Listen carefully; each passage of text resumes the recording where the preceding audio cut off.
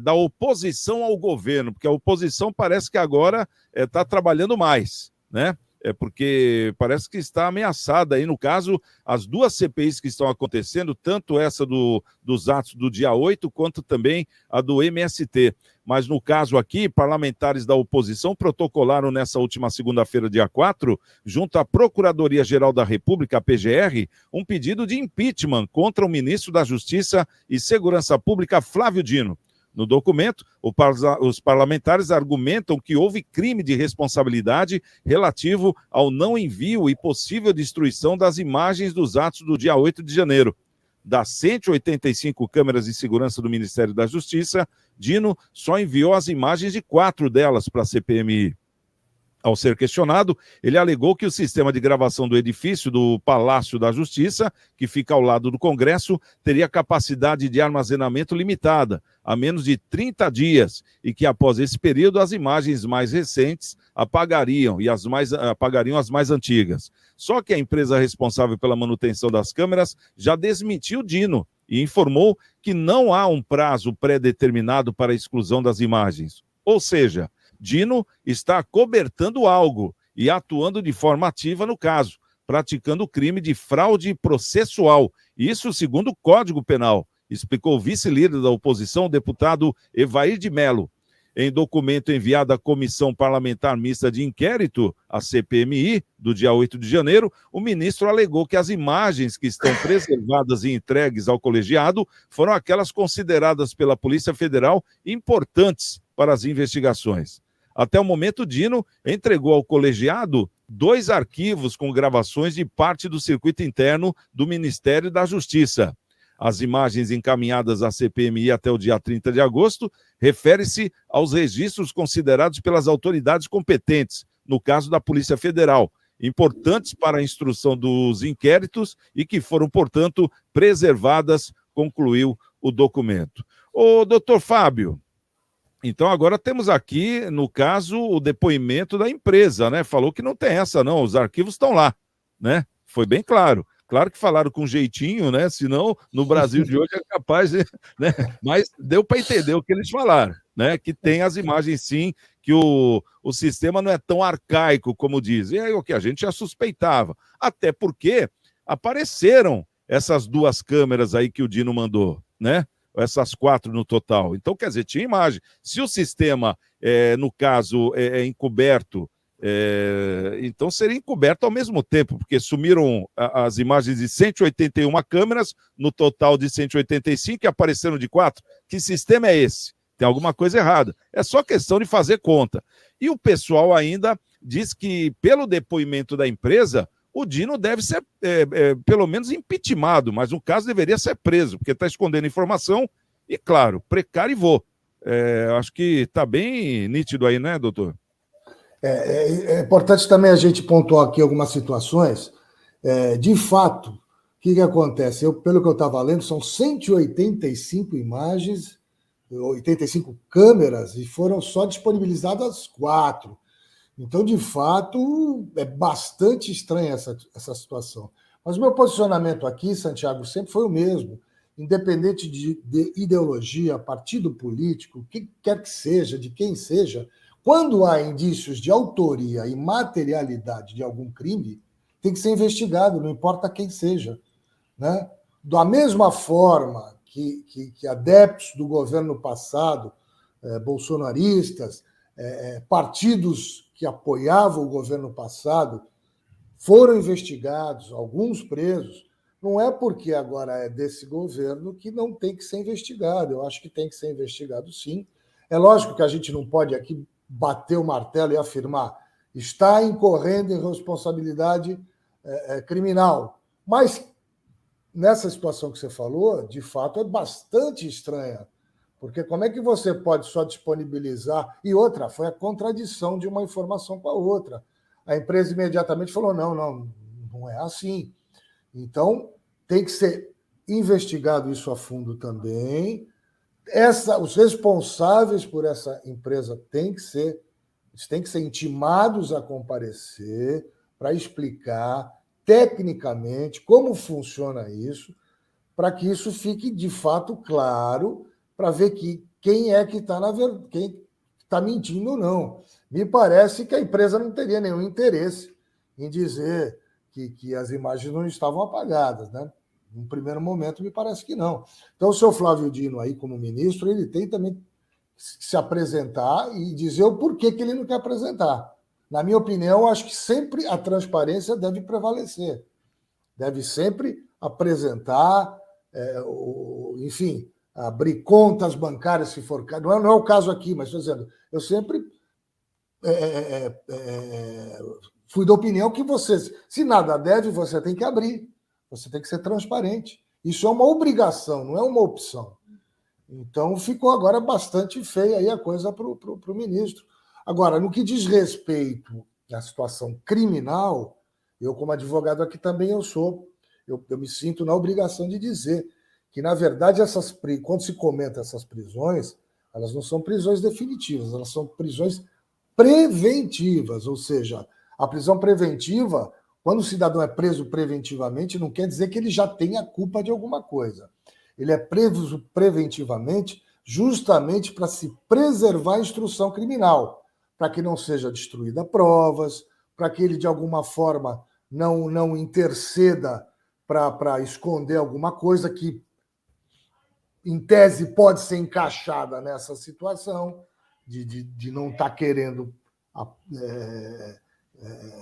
apresentar essas provas, enfim.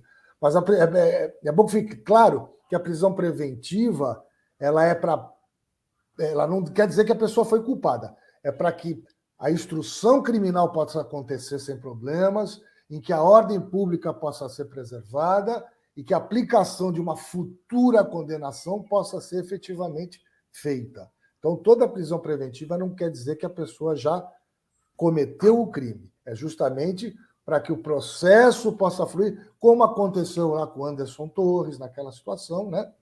Em que ele foi preso porque era um momento que tinha acabado de acontecer, a Polícia Federal achou indícios de que ele poderia estar cometendo crime, então ele foi preso preventivamente. Eu me lembro a época aqui, Santiago, que eu achei até que o ministro Alexandre de Moraes exagerou na manutenção daquela prisão, porque o que serve a preventiva? É justamente para você poder fazer com que o processo ande normalmente sem interferência e, passado aquela fase, você solta a pessoa para que ela responda em liberdade.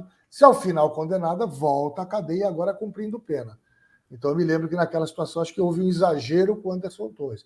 Agora, dependendo do desenrolar dessa situação, a coisa vai ficar feia para o lado do ministro aí. É lógico que um ministro, né, de um governo fica um pouco mais difícil. Não que eu esteja defendendo que a lei penal tem que ser cumprida, não. É que politicamente fica mais difícil de chegar, né?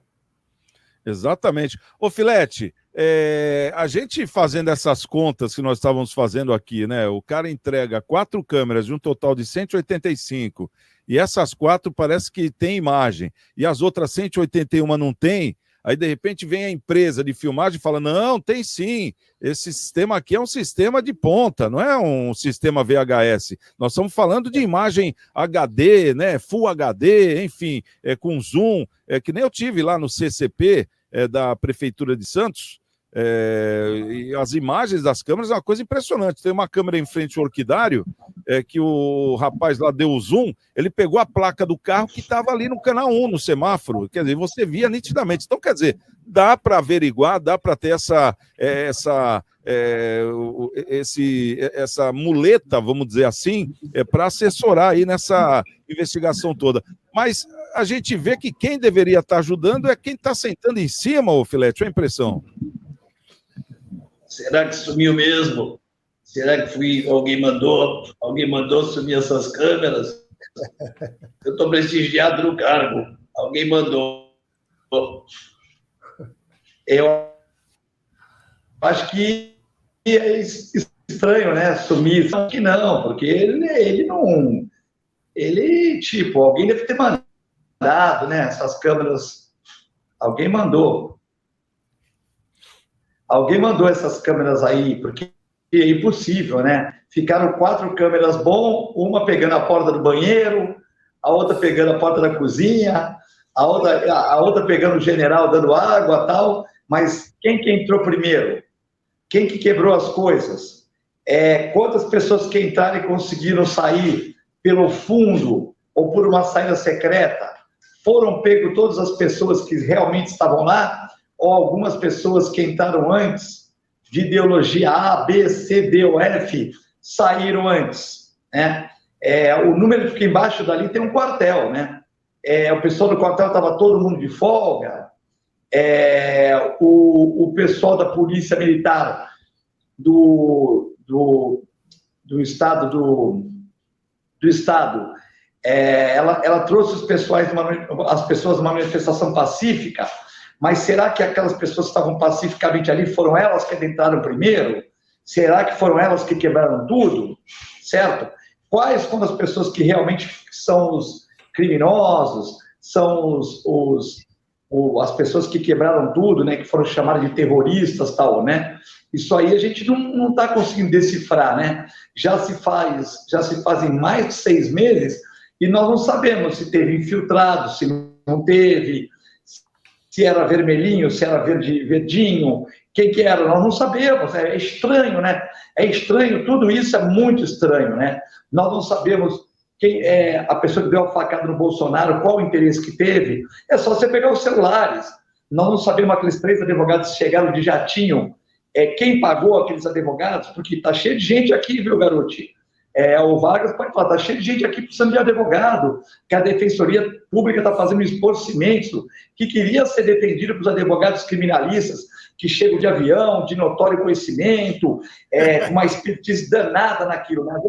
Às vezes o cara da Defensoria Pública fazendo previdência, tributário, criminal, fazendo tudo um pouquinho lá, né? Tal. E você pegar um advogado que só faz criminal, que já venceu várias teses, que tem mestrado, doutorado, avião, fazenda, pô, é bom ser defendido e não pagar tão caro assim, né? Então, a gente não sabe, né? Porque o Adélio teve 3 advogados que foram defender ele, não se descobriu qual é o intuito. Não se descobriu. O Adélio fez aquilo porque é louco, alguém mandou, ninguém fala mais nada disso, né? Aí também agora a gente não sabe quem invadiu. Pode ser que seja até mesmo um bolsonarista que tomou a canjibrina lá e invadiu, mas pode ser um infiltrado. Isso não sou eu que estou falando, a população fala. A população toda fala, todo mundo quer saber. Tem amigo meu que é petista, quer saber. Tem amigo meu que é bolsonarista doente, quer saber. Tem amigo meu que não gosta do Bolsonaro e no Lula e quer saber. Então, nós queremos saber, a nação quer saber. Aí some câmera, você manda o ministro embora, fica tudo por isso mesmo. Ó. O ministro foi penalizado, ele sumiu com as câmeras, tal, ele assume, dá um emprego para ele daqui a 3 meses numa estatal, tipo numa estatal dessas aí bacana, fora do país, ele fica lá, tipo o emprego da Dilma, só que com menos visibilidade, ele fica lá, ó, Dilma, fica aí para não atrapalhar muito, você fica aí ganhando uma fortuna, mas aí você não aparece muito e tal, porque pra gente, você é da patota, mas você não pode aparecer, foi impeachmentada e tal, e fica por isso mesmo. Bater no Flávio Dino não é a resposta que nós esperamos. A nação quer saber a verdade. Quem que quebrou aquilo lá? Quem foram os primeiros? E essa verdade não passa pra gente, né? Então, não sei, pode até ser sido pessoas do Bolsonaro, pode ser sido infiltrados, pode ser pessoa de nenhum dos dois. Nós queremos saber. Pegar o cara, Facebook dele, qual a tendência dele, Instagram dele, o que ele faz na vida, qual a tendência dele, para a gente saber o que aconteceu, né? Quem pagou para ele estar lá em Brasília? Quem que pagou para ele estar lá? Temos que saber, mas parece que cada vez fica mais difícil, né? Sobe câmera, não sei o quê, é uma confusão, mas todo mundo tem gente interessada nessa confusão.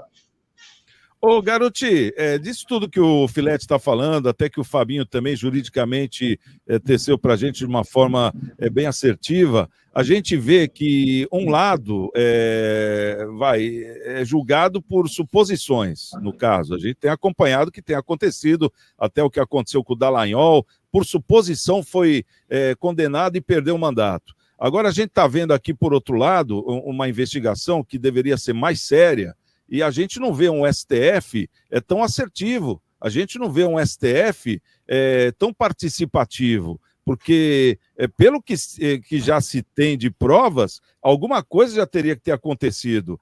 Imagino eu. Eu tô querendo preservar a justiça nisso aí. Por que o STF não aparece? Porque se a gente faz uma comparação, se fosse algo parecido que tivesse acontecido do outro lado, já teria gente presa. Como a gente viu, o Anderson Torres estava lá na Flórida, em viagem com a família, e ele pousou no Brasil e foi direto para a cadeia, né? O ex-GSI do Bolsonaro, que já não era nem mais ele. E no caso, o atual está solto e servindo água para todo mundo. Então, como é que é esse negócio aí? O que eu quero dizer é o seguinte, a gente já sabe que tem alguma coisa estranha nesse miolo aí, né? A maionese desandou, a gente já sabe disso. Mas o que vai acontecer daqui para frente para que as coisas se ajustem? Porque a gente precisa muito da justiça, aquela justiça exata, correta, aquela que tem a venda nos olhos para não enxergar para quem que é, né? Esse é o sinal da justiça. O que você vê nisso aí? O que vai acontecer daqui para frente? Bom, Santiago, o Fábio e o Filete já fizeram comentários pertinentes. Eu queria te dizer o seguinte: primeiro, sobre os advogados lá do Adélio, que é um louco que não toma remédio para loucura, nem é visitado por médicos na prisão, se eles só correram de jatinho lá para Juiz de Fora, porque o Adélio sobreviveu, porque ele era um kamikaze. Ele deveria, na minha impressão, ter sido morto, linchado, etc. e tal, mas ele sobreviveu, porque o pessoal que se manifestava em apoio ao Bolsonaro na ocasião prenderam, deram uns tapas lá nas orelhas dele, mas prenderam ele, não mataram o Adélio. A expectativa de quem o influenciou, e ele, segundo o que se apurou isoladamente, foi lá e cometeu o ato, não foi morto. Então, isso daí necessitava um acompanhamento de advogados. Vamos deixar isso para o pessoal pensar. Eu vejo o Gonçalves Dias, né? É isso o nome dele? Flávio Dino, esse. Oi? O Gonçalves Dias nós vamos falar daqui a pouco. Por enquanto é o Flávio Dino. O Flávio Dino. Eu vejo o Flávio Dino em situação equivalente a outros ministros do Bolsonaro, até que foram impedidos de tomar posse, como chefe da Polícia Federal. Então, o governo, o STF, ou quem administra o STF por cima, que eu acho que tem uma força oculta lá por cima do STF, vai de acordo com o interesse da ocasião. E o pedido de impeachment é para criar barulho, não vai acontecer nada com o Flávio Dino. Vai acontecer como os juízes que cometem arbitrariedades e são promovidos à aposentadoria com ganhos completos. Ele será indicado como ministro do STF no lugar da Rosa Weber e assim sairá da cena do problema. Essa é a minha opinião, para ser rápido, já que eu me alonguei da outra vez. Olha, isso aí. Ele falou, inclusive, sobre esse assunto aí, garoto. Ele até falou para o Lula que ele não queria ser indicado para o STF, né? Eu também não quero ganhar Mega Sena acumulada. É muito estranho, né? Você não querer ser indicado, né? Hein, Fabinho? Nunca ninguém quer, né? Uma coisa que não. Hein, Filete? É uma coisa que não dá para entender. Eu não queria ser indicado para o STF. Como é que é isso, né? E de repente, olha, pode ser que isso aconteça mesmo, viu? Não duvido, não.